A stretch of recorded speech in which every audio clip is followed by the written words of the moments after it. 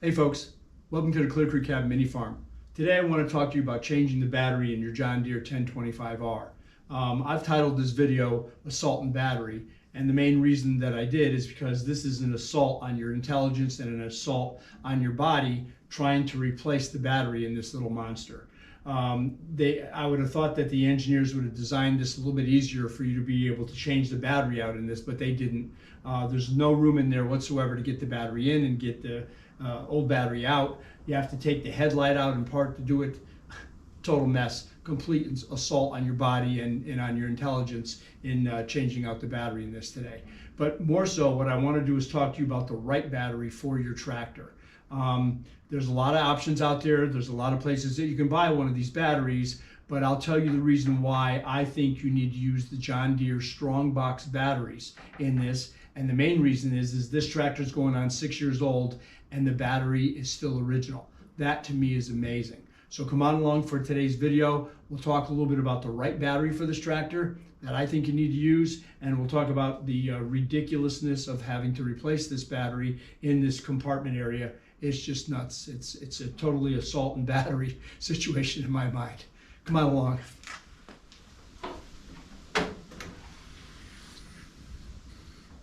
As you can see, the compartment here is very, very small. I'm not a big guy, but I'm going to have a hard time getting my hands down and around to get this battery out of here. Anybody who's a big guy to be able to do that is going to find it even more difficult than I would. You're going to have to go in and you're going to have to take these hold down strap off. You're going to have to take the lugs off of the positive and negative side of the battery. You're going to have to remove this one headlight, if not both of them. I've heard some people say that you have to remove them both. Some of them say that you just have to remove the left side. That's what I'm going to try to do today, and then take the battery out, put the new one in. But the real key here, as part of the replacement of this battery that you need to see, and I'll zoom you in so you can see, is that this area is very, very tight. This is a 5-inch wide battery by a little over 9 inches long battery. But down inside, and I'll show you, there's a little teeny tray, and I don't know if you can see it down over here or not, but this sits down into the tray, down into the bottom of the tractor for this to fit in.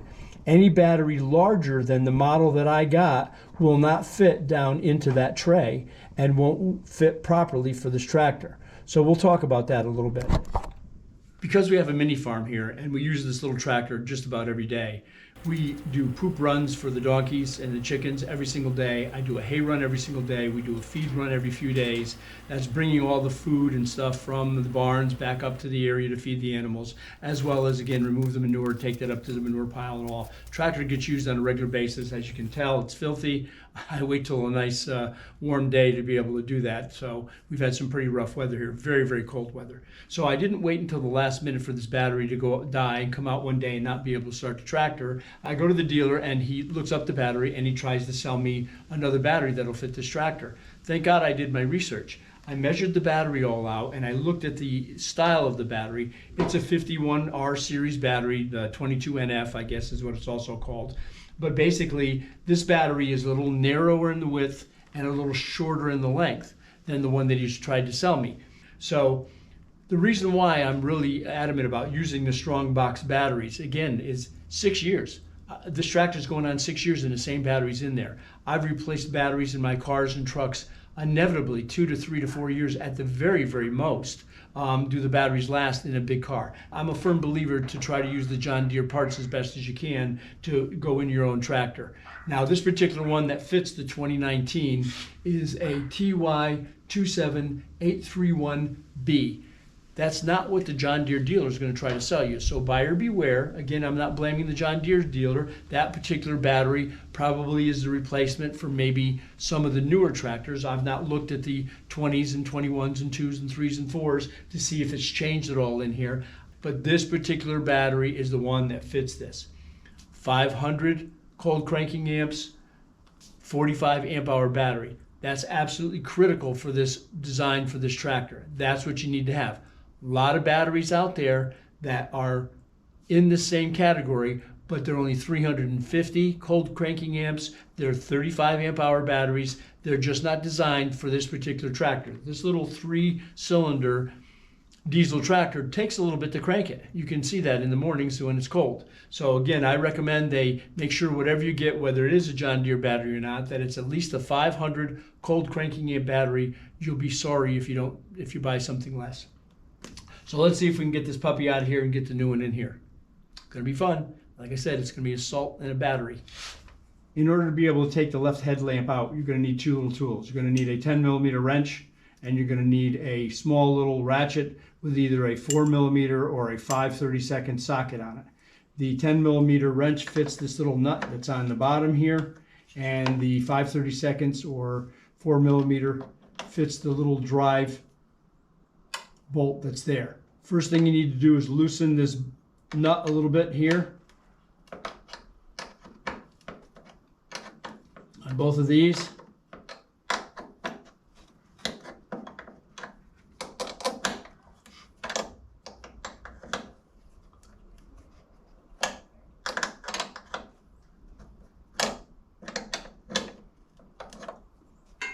And then what you got to do is back these two little bolts out. Now there's a spring that seats between the light fixture and the frame on both of these bolts. So be careful you don't lose that and it goes flying someplace and you can't find it. So now that you've got this loosened, you should be able to put your wrench on it and very easily be able to back this out.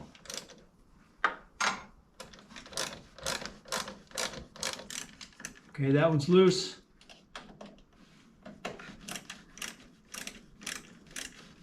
That one's loose. Okay. And then once you pull this light out, take your connector off the back of the lamp. Now this should give you enough room to be able to work down in here, hopefully to get this battery out. They say taking the left lamp out is to give you enough room to be able to pull the battery out of there. We'll see. You may have to take the right one out as well in order to get it out. But one thing I can say about taking the right side out, you also have the bracket that goes here for your actual hood latch. And I really didn't want to mess with that, but you can. It really wouldn't be difficult to do. Your battery hold down is nothing more than a little bungee cord. So you should be able to just very easily take that out and get it out of your way. Once you've got the strap off and you've got the two lugs off, what I think is going to help quite a bit, and it's going to give you a little more room, what I'm worried about is this cable getting in your way and trying to pull this battery out of here. There's a little wire tie that's tied to a clamp that goes here. What I'm going to do is I'm going to go ahead and cut this wire tie. So now I can pull that whole assembly completely out of the way here, because I think that that's probably going to get in the way of trying to get this battery out. There's not very much room over here. I'm going to assault your body with the darn thing. So now, once you've got this all out of the way, there's a drain line that goes on the right side of the battery that you have to disconnect, and it pulls right up out of the hole. And this connects actually to the battery and then goes back down the hole in case there's ever an overflow of the lead acid. One of the things you may want to get yourself in order to do this, the left side of the battery has a little cap that's on the drain line for the lead acid. Now you've taken the drain line off on the right hand side. In a hardware store, you can get what's called a 3/8 thread protecting cap. That's the exact size that will fit on top of the little opening on this side. In order to be able to get this battery out of here, you're going to have to tilt this in multiple directions in order to try to get this out of here. And in doing so, you're probably going to spill lead acid all over the inside of your compartment. So get one of these little 3/8 protectors, go ahead and put it on that side of your battery. And hopefully that'll stay on there enough and long enough to be able to keep you from dripping acid all over your plate, all over yourself. This is really, really going to be a tough fit out of here. I don't know how I'm even going to be able to get it out of here.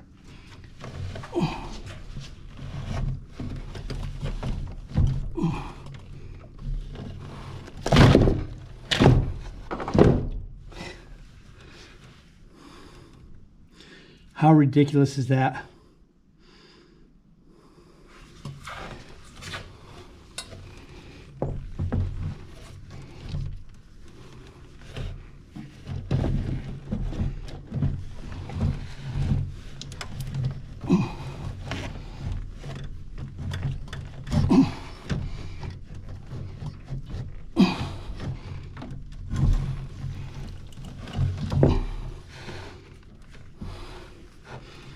What I'm also going to do is cut the other little connection here. That's for this harness. To try to get that out of the way over here as well. Again, all you're going to need to do to replace that is going to be a another wire tie. That way maybe you can get this harness completely out of your way. This is really, really tight. Let's give it a try. Lift it straight up out.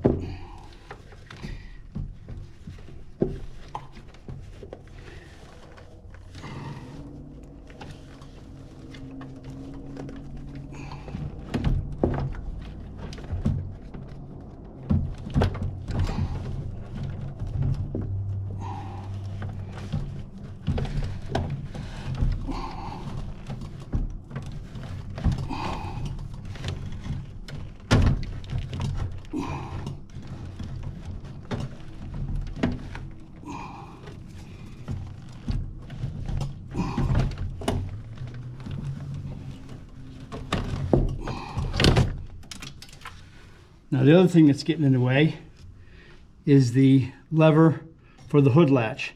Now I don't want to take apart the whole hood latch, but there is a little teeny cotter pin on the side of this over here that hopefully I can pull out. There it is. Don't want to lose that. Throw that in my pocket. And then I should be able to pull this out as well, and hopefully that'll get out of the way to help us a little bit more even. I don't know, we'll see. Try it one more time.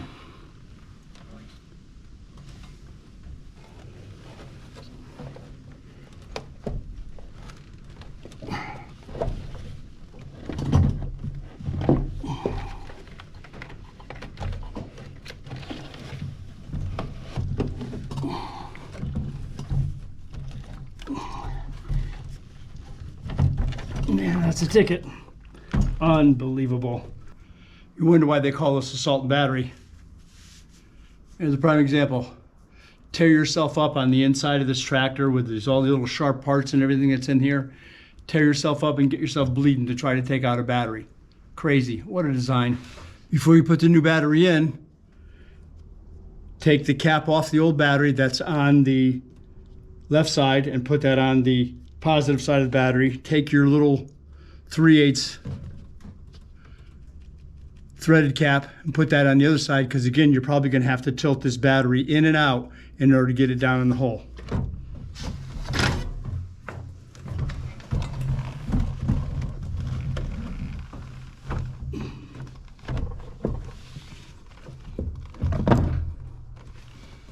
Put the strap back on. Now we can put our lugs back on again. Okay, now we get to put it all back together. Put the hood latch back on.